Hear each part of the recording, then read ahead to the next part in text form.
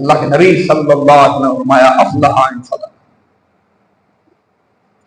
کوئی اور نہیں کام بنا کرو یہ کرو، اللہ کے بندو جو اللہ نے حکم دیے ان کی پرواہ کوئی نہیں، اور اپنی مرضی تتبع مان لیا اچھا کام ہے، مان لیا بڑا اچھا کام ہے، مان لیا دیکھی ہے، لیکن وہ حکم کام ہے جو اللہ نے دیے ہیں۔ یہ لوگ جو ہیں ہماری عوام جو ہیں ہمارے یہ پیارے، کیا وجہ ہے؟ میلاد کو شوق سے ملا مناتے ہیں، نماز کا اہتمام نہیں کرتے، کیوں؟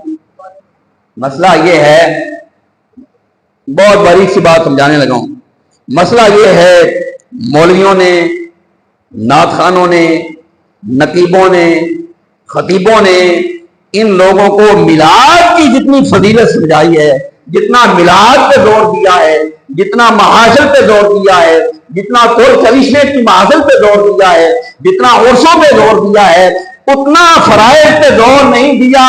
وجہ کیا ہے؟ کیوں؟ یہ پاگل ہے مولوی، پاگل ہیں جو اس پہ اتنا زور دے؟ نہیں، ان کو پتا ہے کہ ساری دنیا کی نمازی بن جائے، اللہ کے احکامات کی پابند بن جائے، سانو تو کچھ نہیں لبنا، سانو تو تاں ہی لبنا ہے کہ محفل جب ہوئے گی تو پہلے میلاد کی محفل ہو، پہلے کول کی محفل ہو، پہلے چلی سی ہو، سیدھی بات کر رہا ہوں، میں مولوی ہوں، میں اس کلچر کا آدمی ہوں، آپ کو کیا پتا اللہ کے بندو، سانو کیا پتا؟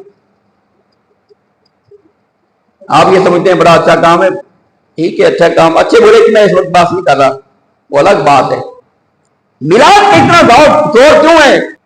ہماری عوام نماز اور اللہ کے احکام کی اتنی پابند نہیں، لیکن میلاد کو بالکل لازم ملزوم سمجھتی ہے۔ وجہ کیا ہے؟ وجہ یہ ہے کہ ان کو سمجھایا ہی گیا نا، زور سر اس پہ دیا گیا۔ وجہ کیا ہے اس پہ زور دینے کی؟ وجہ یہ ہے اس میں مولوی کا فائدہ ہے۔ گھر گھر میلاد ہو تو کس کا فائدہ ہے؟ مولوی کا فائدہ۔ کس کا فائدہ ہے؟ نعت خوان کا فائدہ۔ کس کا فائدہ ہے؟ نقیبوں کا فائدہ۔ اس لیے انہوں نے اس پہ زور دیا ہے۔ ذرا سی کوئی بات بندہ کرے جس سے یہ شائبہ نکلے کہ یار میلاد کی تو بندہ یہ محفلیں جو نا رک جائیں گی، اگر یہ باتیں لوگوں میں آ گئی وہ فوراً کے سارے خلاف ہو جاتے ہیں، اس کے خلاف جناب تعالیٰ پتہ نہیں کیا کرنا شروع کر دیتے۔ اور میرے بھائیوں، ہمارے اہل سنت کے بریلیوں کے ممبر پر بیٹھ کر یہ باتیں کرنا، اللہ کی قسم اپنے آپ کو خودکش کرنے والی باتیں، یہ پہلے بھی میں کئی بار بھگت چکا ہوں، لیکن اللہ تعالیٰ رب العالمین حکم الحاکمین انہی کے بارے میں پوچھے گا، انہی چیزوں کے بارے میں سوال کرے گا جو اللہ تعالیٰ نے آج کل میرے ذمہ فرمائے ہیں۔ حدیث مبارکہ سماعت فرمائیے، حدیث مبارکہ جو میں پیش کر رہا ہوں بخاری شریف میں کئی مقامات پر ہے، مسلم شریف میں کئی مقامات پر ہے، ابو داؤد شریف میں کئی مقامات پر ہے، سنن نسائی میں کئی مقامات پر ہے، اور بھی حدیث کی بہت ساری کتابوں میں یہ حدیث مبارکہ صحیح سند کے ساتھ موجود ہے، کوئی شک نہیں، اس کی متواتر حدیث ہے، متواتر۔ حضرت طلحہ بن عبید اللہ رضی اللہ تعالیٰ یہ عشرہ مبشرہ میں سے ایک ہیں، حضرت طلحہ بن عبید اللہ رضی اللہ تعالیٰ یہ راوی ہیں اس روایت کی، حدیث مبارکہ کے۔ کرنا جی کھوپڑیاں کھڑکیاں کھول کے ذرا سنے ہو۔ حضرت طلحہ بن عبید اللہ فرماتے ہیں انا عرابی جاء الى رسول اللہ صلی اللہ علیہ وسلم سائر الراس، نبی پاک صلی اللہ علیہ وسلم بیٹھے تھے، آپ کے پاس ایک بدو آیا، ایک اعرابی آیا، دیہاتی آدمی جو دیہات میں رہتا تھا، باہر کے تھے ڈھوکا پہاڑاں تھے، وہ آیا نبی پاک صلی اللہ علیہ وسلم کے پاس اس حال میں کہ اس کے سر پر غبار وغیرہ پڑا ہوا تھا اور اس کے سر کا حال بڑا مندا تھا، سائر الراس، غبار اور اس سر کے ساتھ آیا۔ فقال یا رسول اللہ صلی اللہ علیہ وسلم، اس نے کہا اللہ کے رسول صلی اللہ علیہ وسلم اخبرنی ماذا فرض اللہ علی من الصلاۃ، اے اللہ کے نبی صلی اللہ علیہ وسلم آپ مجھے خبر دے اللہ نے میرے اوپر کتنی نمازیں فرض کی ہیں۔ فقال نبی پاک نے فرمایا فقال الصلوات الخمس، آپ نے فرمایا 5 نمازیں، الا ان تطوع، مگر یہ کہ تم اپنی مرضی سے اپنی خوشی سے 5 نمازوں سے بڑھ کر کوئی اور نماز نفل وغیرہ پڑھو، اللہ نے 5 فرض کیے ہیں۔ پھر اس نے کہا فقال اخبرنی ما فرض اللہ علیہ من الصیام، اللہ نے میرے اوپر جو روزے فرض کیے ہیں وہ کتنے ہیں؟ نبی پاک نے فرمایا رمضان کے مہینے کے الا ان تطوع، مگر تو اپنی خوشی سے اگر ان رمضان کے روزوں کے علاوہ کوئی روزے رکھے تیری مرضی ہے۔ اللہ نے رمضان کے روزے فرض کیا۔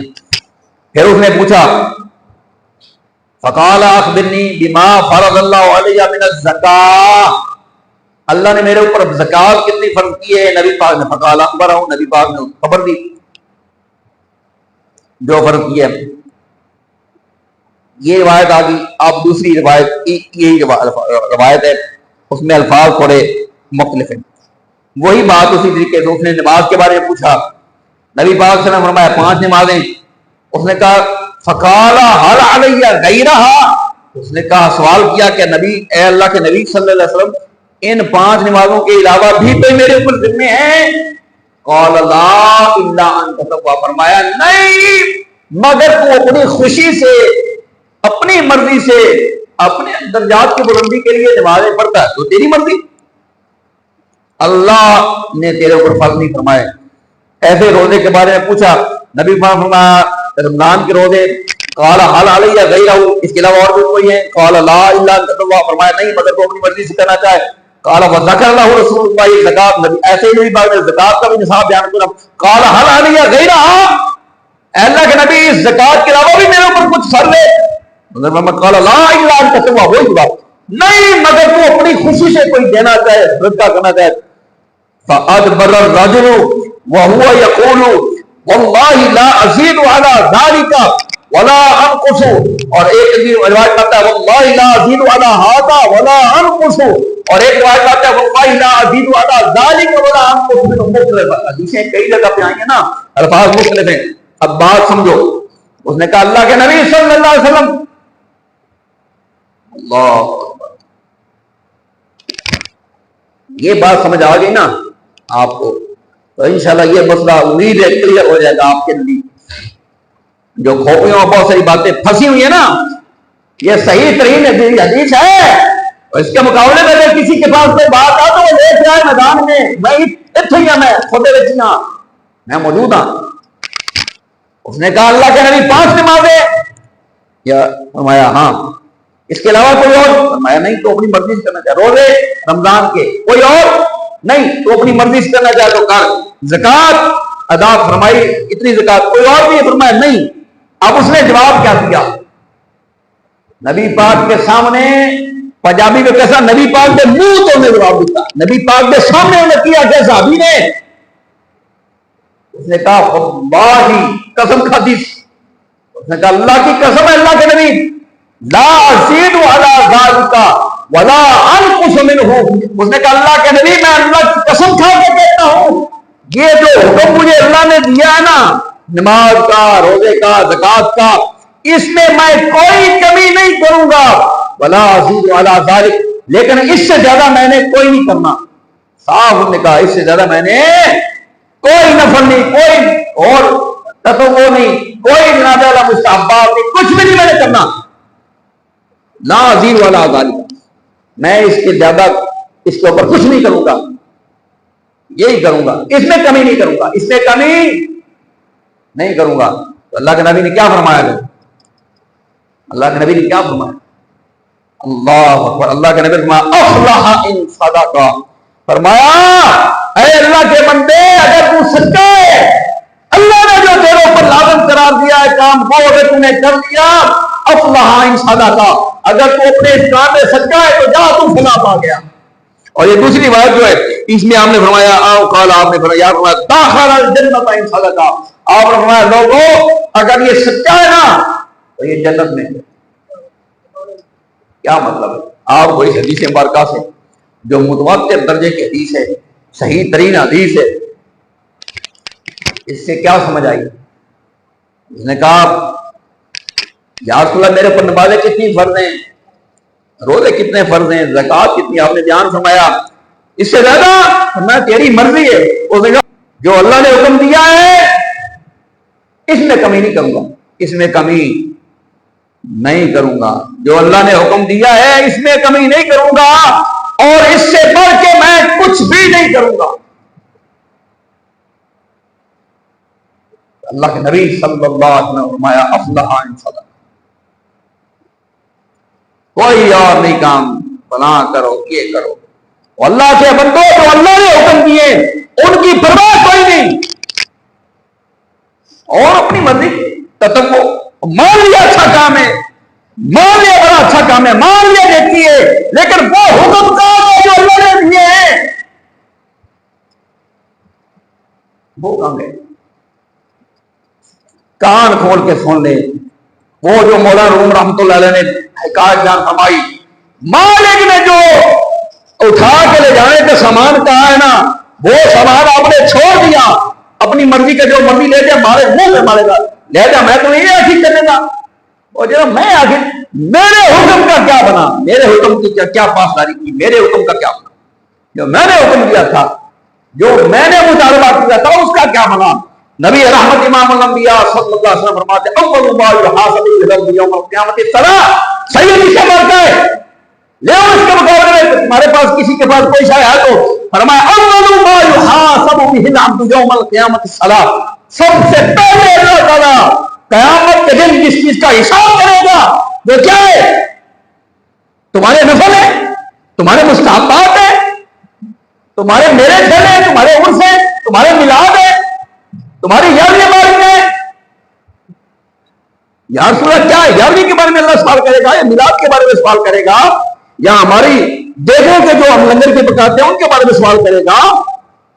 فرمایا نہیں، اول ما یحاسب به العبد یوم القیامت الصلاۃ. سب سے پہلے اللہ تعالیٰ جس کا تم سے سوال کرے گا، یحاسب محاسبہ کرے گا اللہ تعالیٰ قیامت دن، وہ نماز ہے. آپ حضرات جو اس دن ماشاءاللہ پچھلے اتوار کو ہمارا میراث شریف کا جلوس تھا، جو حضرات وہاں پہ پنڈال میں موجود تھے، آپ نے وہاں پہ کوئی ماحول دیکھا ہے؟ اتنے لوگ تھے جنہوں نے نماز پڑھی، اتھ ہی بیٹھے رہے، اور ظالم بچے اٹھ کے چلے جاؤ، چلو کم پنڈال سے ہی نکل جاؤ، وہاں پہ ہی بیٹھے رہے. اللہ نہیں وضو کر کے آؤ، کوئی وضو نہیں. مسئلہ کیا ہے؟ دیکھیں میلاد سے مسئلہ نہیں ہے، نماز سے مسئلہ ہے. اللہ کے گھر کے خراجات کے لیے اللہ پاک کو میلاد کا معاملہ نہیں ہے.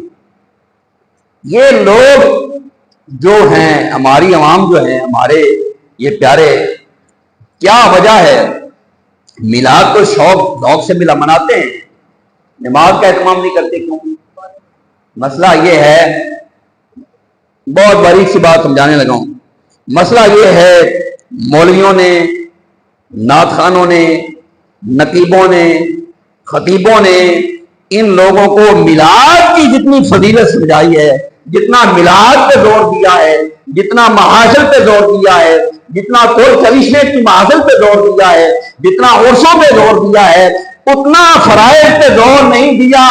وجہ کیا ہے؟ کیوں؟ یہ پاگل ہے مولوی، پاگل ہیں کہ جو اس پہ اتنا زور دے؟ نہیں، ان کو پتا ہے کہ ساری دنیا میں نمازی بن جائے، اللہ کے احکامات کی پابند بن جائے، سانو تو کچھ نہیں لبنا. سانو تو تاں ہی لبنا ہے کہ محفل جب ہوئے گی تو پاویں میلاد کی محفل ہو، پاویں کول کی محفل ہو، پاویں چلیزی ہو. سیدھی بات کر رہا ہوں، میں مولوی ہوں، میں اس کلچر کا آدمی ہوں. آپ کو کیا پتا اللہ کے بندو، سانو کیا پتا؟ آپ یہ سمجھتے ہیں بڑا اچھا کام ہے، ٹھیک ہے اچھا کام، اچھے برے کی میں اس وقت بات نہیں کر رہا، وہ الگ بات ہے. میلاد کا اتنا زور کیوں ہے؟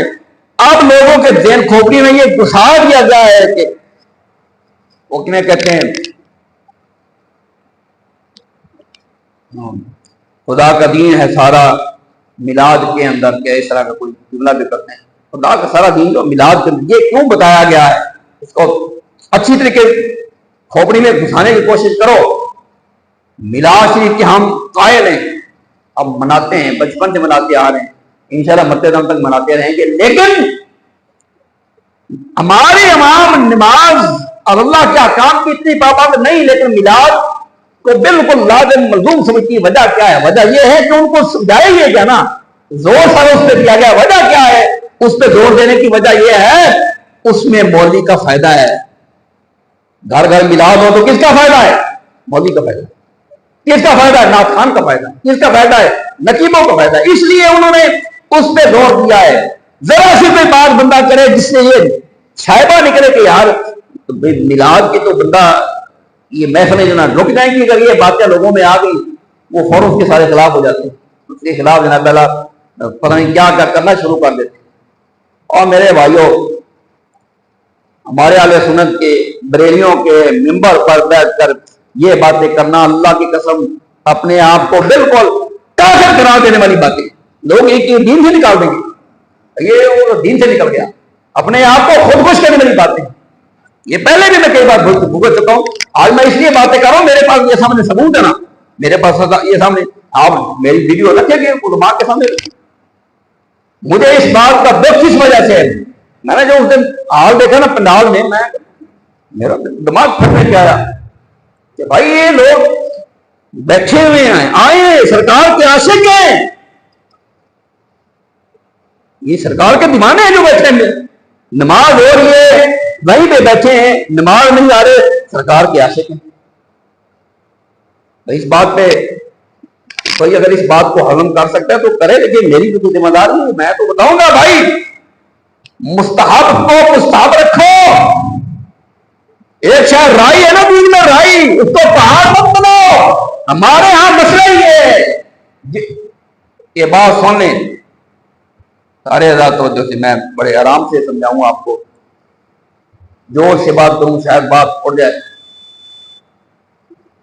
ہمارے ہاں بعض چیزوں کو جو رائی تھی پہاڑ بنا کے صرف اس لیے پیش کیا گیا ہے تو اس کو رائی کو پہاڑ بنانے میں اس مذہبی طبقے کا فائدہ ہے، اس لیے اس رائی کو پہاڑ بنا دیا۔ جو پہاڑ تھا اس کو اتنا بھی نہیں بیان کیا کہ لوگوں کی کھوپڑی میں یہی ہو کہ یہ رائی ہے، رائی برابر بھی اس کی اہمیت نہیں رہنے دی۔ جو پہاڑ تھا، نبی کریم صلی اللہ علیہ وسلم کے صحابہ کرام کی حدیثیں مبارکہ پیش کر، کان اصحاب رسول اللہ صلی اللہ علیہ وسلم، حدیثاں سنا رہے ہیں وہاں گپا نہیں۔ آپ لوگ اگر اللہ کے نبی کے فرمان اور اللہ کے فرمان پر گپوں کو ترجیح دیتے ہیں نا، اپنے ایمان کی فکر ڈال لیں، پھر نہیں کہنا۔ نبی کریم صلی اللہ علیہ وسلم کی صحابہ، کان اصحاب رسول اللہ صلی اللہ علیہ وسلم لا يرون شيئا من الاعمال تركه كفر غير الصلاة او كما قال۔ صحابہ محدث کہتے ہیں، حدیث میں بیان کر کے بہت سارے حوالے میں لگا دوں انشاءاللہ ویڈیو میں بھی، نبی پاک کے صحابہ اعمال میں سے، دھیان سے سنیں، دھیان سے، لا يرون شيئا من الاعمال تركه كفر، کسی عمل کے چھوڑ دینے کو صحابہ کفر نہیں سمجھتے تھے، یہ بندہ کافر ہوگا۔ کوئی کام ہے چھوڑ دیا، نہیں کیا، صحابہ اسے کفر نہیں سمجھتے تھے سوائے نماز کے۔ نماز اگر کوئی چھوڑ دیتا تھا صحابہ اس کو کافر سمجھتے تھے۔ مجھے یہ بتاؤ، تم بتاؤ، میں بڑا مولیاں زیادہ دین کو سمجھنا یا صحابہ؟ اس میں مجھے آپ کی تائید چاہیے، ایسے بوٹے بڑھ کے نہ کہو اور میں نے زیادہ دین کی سمجھ ہے یا صحابہ لو؟ اجے نہیں بولے، سارے بولنا بیٹھی نے، اور میں نے دین کی زیادہ سمجھ ہے یا صحابہ لو؟ صحابہ کو زیادہ سمجھنا، تو صحابہ پاک کے نماز کو کیا سمجھنا کہ حدیث کا والا ہے انہیں کر کے جیسے بیٹھتے انہیں ممبر پہ بیٹھنا۔ ابھی دکھاتا ہوں آپ کو حدیث نمبر کا۔ صحابہ کرام عمل میں صرف نماز کے چارے کو کافر سمجھتے تھے، تو مجھے بتاؤ او دے عاشق جڑے پنڈال میں بیٹھے نے میلادی عاشق رسول، نماز انہاں نہیں پڑھی، سامنے اکھاں دے سامنے نماز نہیں پڑھی، میں چلو ضرورت نہیں کرنا، اگر اتنے صحابہ ہوندے تے صحابہ انہاں تے کی فرمان ہوندے؟ بولو ایک اور حدیث بار کا سنانا، وہ تو صحابہ کے بعد آ گئی نا، یہ نبی پاک کا فرمان ہے صلی اللہ علیہ وسلم۔ اللہ کے نبی صلی اللہ علیہ وسلم فرماتے ہیں، من ترک الصلاۃ متعمدا فقد کفر، اور ایک میں آتا ہے فقد کفر جہارا، جس بندے نے بھی نماز کو جان بوجھ کے چھوڑا، متعمدا جان بوجھ کے چھوڑا، کوئی وجہ نہیں، کوئی نماز کو چھوڑنے کا سبب نہیں تھا، جان بوجھ کے چھوڑا، فقط کفرن جہارا، اللہ کے نبی نے فرمایا وہ کھلا کافر ہو گیا۔